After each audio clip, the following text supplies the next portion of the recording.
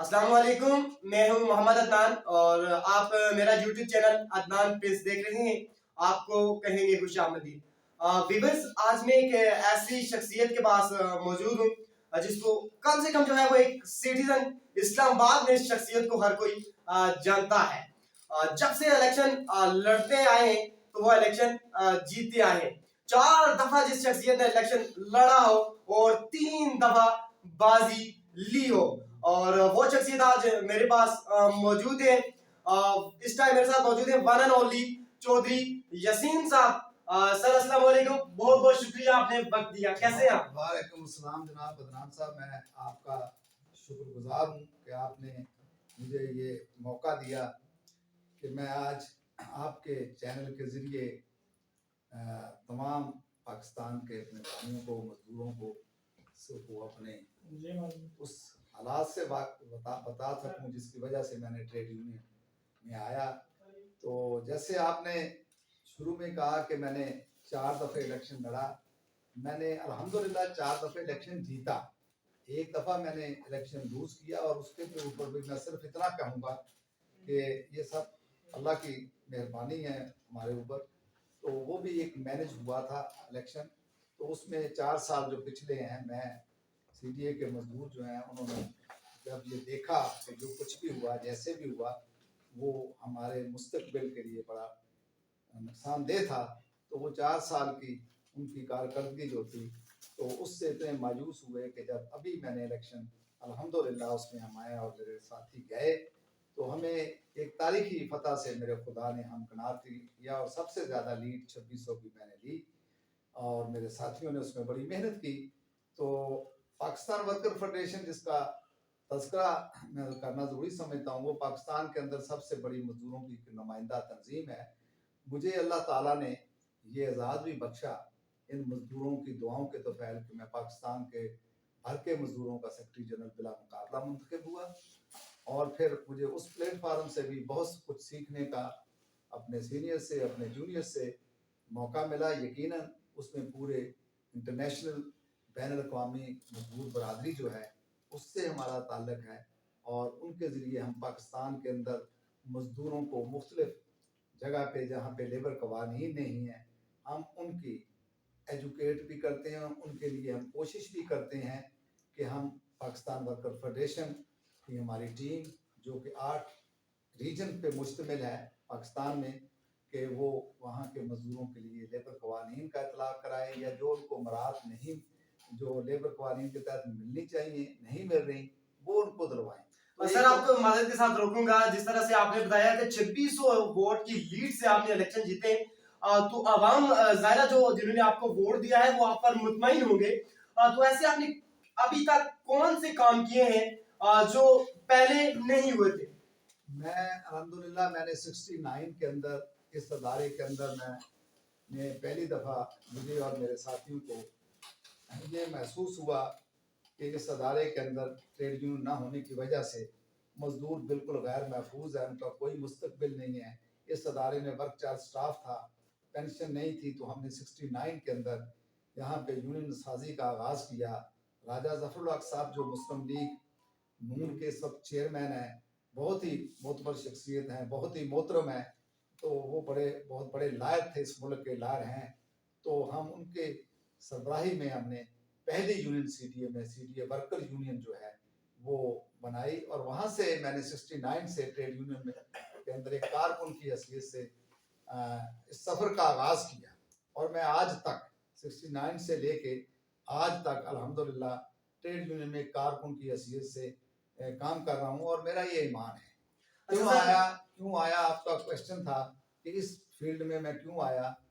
تو میرا یہ ایمان ہے کہ چونکہ اللہ تعالیٰ کا فرمان ہے کہ سب سے بڑی عبادت جو ہے وہ میری مخلوق کی خدمت ہے.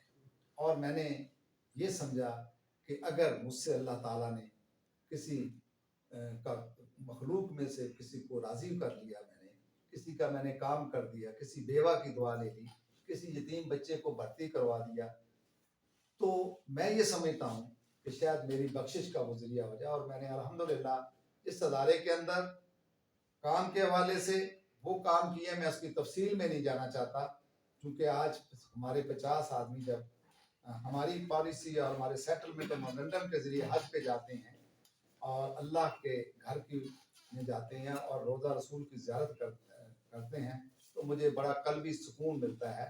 اور میں نے یہاں 500 بیوہ کو پلاٹ دیے جو ہمارے بھائی دوران ڈیوٹی نوکری کرتے ہوئے اس دنیا سے چلے گئے تھے. میں نے ان یتیم بچیوں اور بچوں کے لیے سی ڈی اے سے 500 پلاٹ لے کر دیے. پھر اسی طرح میں نے سی ڈی اے کے وہ ملازمین جنہوں نے یہ شہر بنایا ہے, یہ جو خوبصورت ہے, جو ہمارا دارالحکومت ہے, تو میں یہ سمجھتا ہوں کہ وہ مختلف صوبوں سے آئے ہوئے لوگ تھے اور ان کے لیے میں نے ایک پالیسی بنائی اور 4000 پلاٹ میں نے بلا تفریق. جب میں بلا تفریق کی بات کرتا ہوں تو پھر میں رنگ, نسل اور مذہب سے بھی بالاتر ہو کر مزدوروں کی بات کرتا ہوں, جس میں ہمارے کرسچین بھائی بھی ہیں, جس میں ہمارے دوسرے بھی ہیں.